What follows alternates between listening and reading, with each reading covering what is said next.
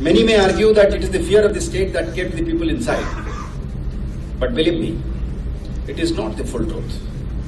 The full truth is Pakistan successfully came to infiltrate all important aspects of our civil society. Thanks to the regional so-called mainstream politics in the valley, there is overwhelming evidence to show that many had honed the art of running with the hare and hunting with the hound to a near science that left both the common men and the security men bewildered, frightened and confused. Visiting homes of killed terrorists and expressing sympathy in public became the new normal. While elimination of new recruits to terrorism was allowed and tacitly encouraged, those who facilitated the recruitment, arranged finances, were never investigated. And it was forbidden to even go near Jamaat-e-Islami that provided the religious and ideological justification to the perfidies of the terrorists and the Hurriyat.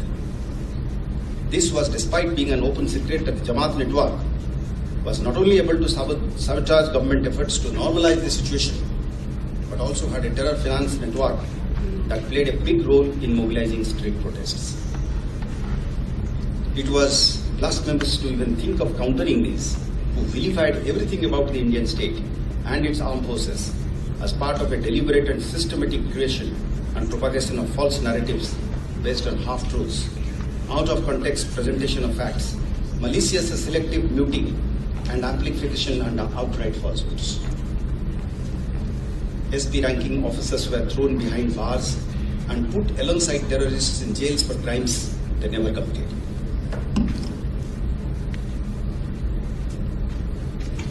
Death by accident, by accidental drowning of Nilofer and Asya in Shopian in 2014 was allowed to be hijacked by the narrative terrorism who held the valley to ransom with several weeks long hartal, arson and rioting.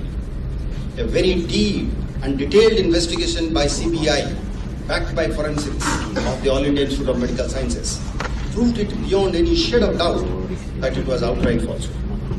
The things had come to such a pass that the so-called mainstream party had started cultivating leaders of terrorist networks through intermediaries and sometimes directly to further their electoral prospects. It is the unflinching stance and strategy of the Government of India and the armed forces and police and the law enforcement, backed by a latent population since last several years, that this duality and dubious duplicity will be put to an end or an attempt made towards it, which has put the national security adversary in the back foot.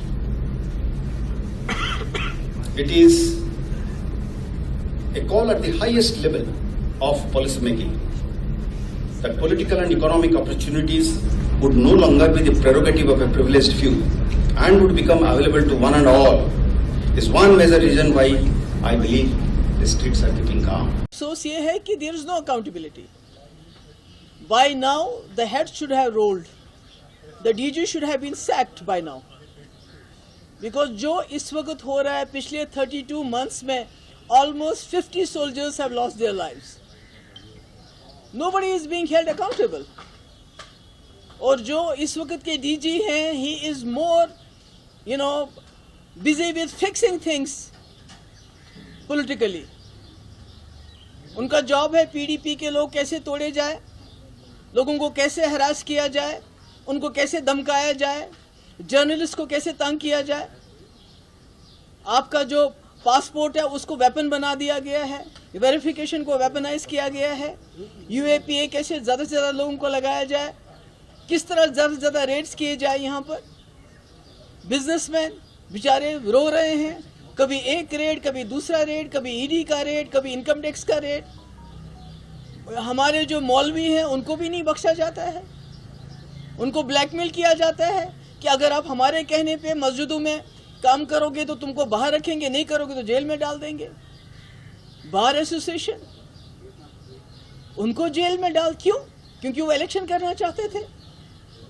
तो ये क्या हो रहा है? We don't need a fixer here. We need a DG. हमारे पास यहाँ पहले भी बाहर से बहुत DG आए हैं, बहुत अच्छा काम किया उन्होंने. बहुत सारे जो बाहर के एडमिनिस्ट्रेटिव ऑफिसर्स आए हैं, पर किसी ने कम्युनल लाइंस पे आज तक काम नहीं किया, जहां सिर्फ कम्युनल लाइंस पे काम हो रहा है.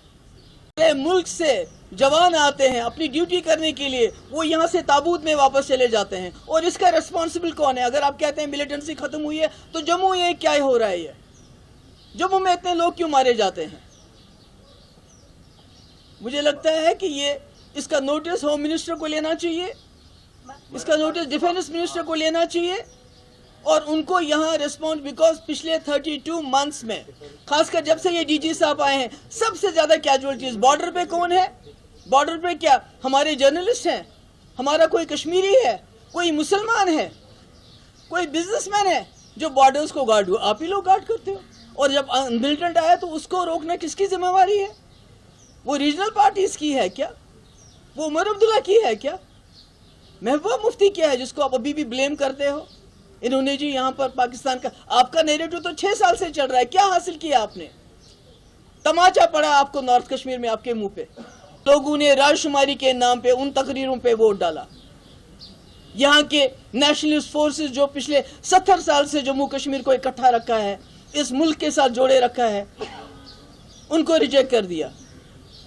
تو مجھے لگتا ہے کہ ڈیفینس منسٹر ہو، ہوم منسٹر ہو، ان کو اس کا نوٹس لینا چاہیے، اور جو اکاؤنٹیبلٹی فکس کر کے the head should roll.